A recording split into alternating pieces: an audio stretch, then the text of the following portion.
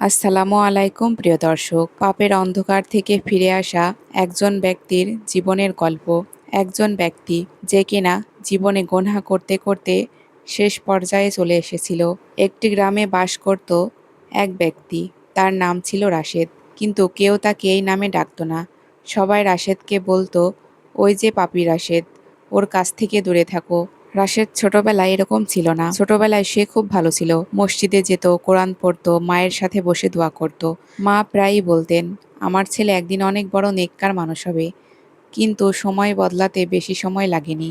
খারাপ সঙ্গ রাশেদকে ধ্বংস করে দেয়। কিশোর বয়সে রাশেদ খারাপ কিছু বন্ধুর সাথে মিশত। তাদের সাথে মেশার পরে রাশেদ ধীরে ধীরে নামাজ, রোজা, এমনকি কোরআন পড়াও ছেড়ে দিল। সে ধীরে ধীরে খারাপ হয়ে যেতে লাগলো। রাশেদের মা রাশেদের এই পরিবর্তন কিছুতেই মেনে নিতে পারছিল না। সে খুব কষ্ট পাচ্ছিল। রাশেদের মা রাশেদকে বলতো, বাবা তুমি নামাজ পড়ো, আল্লাহকে ভয় করো। কিন্তু রাশেদ মায়ের কথা শুনে বিরক্ত হয়ে বলতো, আমাকে আমার মতো থাকতে দাও। একদিন রাশেদ রাগ করে তার মাকে বলেই ফেলল যে, মা তুমি আমার জন্য দোয়া করা বন্ধ করো। এই কথা শুনে তার মায়ের বুকটা যেন ভেঙে গেল। তার মা খুব কষ্ট পেল। এভাবেই দিনের পর দিন, বছরের পর বছর রাশেদ পাপের সাগরে ডুবে গেল। লোকজন তাকে ঘৃণা করতে লাগলো। কেউ তার সাথে কথা বলতে চাইতো না। মসজিদের সামনে দিয়ে গেলেও সে থামতো না। তার ভিতরটা ধীরে ধীরে পাথরের মতো শক্ত হয়ে গিয়েছিল। একদিন গভীর রাতে হঠাৎ করে রাশেদ প্রচণ্ড অসুস্থ হয়ে পড়ল। তার বুক ধড়ফড় করছিল, শ্বাস নিতে কষ্ট হচ্ছিল, ঘামতে লাগলো। সে বুঝতে পারল মৃত্যু খুব কাছে। ডাক্তার এসে চুপচাপ মাথা নেড়ে চলে গেল। সবাই বুঝে গেল সময় শেষ।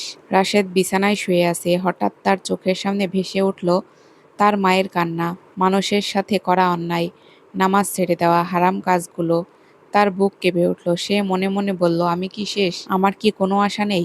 আমি কি পারবো না আবারও আল্লাহর পথে ফিরে আসতে? ঠিক তখনই রাশেদের পাশে একজন বৃদ্ধ আলেম এগিয়ে আসলো। তিনি বললেন, বাবা যতই পাপ করো, আল্লাহর দরজা এখনো খোলা আছে। তুমি কি তওবা করবে? এই কথাগুলো যেন রাশেদের হৃদয়ে বজ্রপাতের মতো লাগলো। বৃদ্ধর মুখে এই কথা শুনে রাশেদ কান্নায় ভেঙে পড়ল। তার চোখ দিয়ে অঝরে পানি পড়তে লাগলো। সে কাঁপতে কাঁপতে বলল, হে আল্লাহ, আমি খুব খারাপ, আমি পাপী, আমি জীবনে কোনো ভালো কাজ করিনি, কিন্তু তুমি তো দয়ালু, তুমি তো ক্ষমাশীল। রাশেদ কাঁপতে কাঁপতে তার দুটো হাত তুলল। হে আল্লাহ, আমি সত্যি করে তওবা করছি। আমি আর ফিরতে চাই না সেই পথে। আমাকে মাফ করে দাও, আমাকে ক্ষমা করে দাও। তার ঠোঁট কাঁপছিল। সে পড়তে লাগলো, লা ইলাহা ইল্লাল্লাহু মুহাম্মাদুর রাসূলুল্লাহ। এই কালেমা পড়তে পড়তেই তার শ্বাস ধীরে ধীরে থেমে গেল। ঘরে নীরবতা নেমে এলো। কিন্তু তার মুখে ছিল এক অদ্ভুত শান্তি। সেই রাতে শহরের এক নেককার ব্যক্তি স্বপ্নে দেখলেন যে রাশেদ এক সুন্দর বাগানে, ঝর্ণা এবং আলো, শান্তি সেখানে দাঁড়িয়ে আছে, সাদা পোশাক নিয়ে, মুখে হাসি। তিনি অবাক হয়ে জিজ্ঞাসা করলেন, তুমি এখানে কিভাবে রাশেদ? রাশেদ তখন হাসল এবং বলল, আমি জানি আমি পাপী ছিলাম, কিন্তু আমার শেষটা তওবা ছিল সত্যিকারের। সেজন্যই আজকে আমি জান্নাতে এসেছি। আর আল্লাহ তাআলা আমাকে জান্নাতের সকল নিয়ামত দিয়েছে এবং আমার সমস্ত গুনাহ মাফ করে আমাকে সুখে রেখেছে। পরের দিন এই স্বপ্নের কথা ছড়িয়ে পড়ল পুরো গ্রামে। যে মানুষটাকে তারা ঘৃণা করত, সেই আজ আল্লাহর রহমতে জান্নাতি।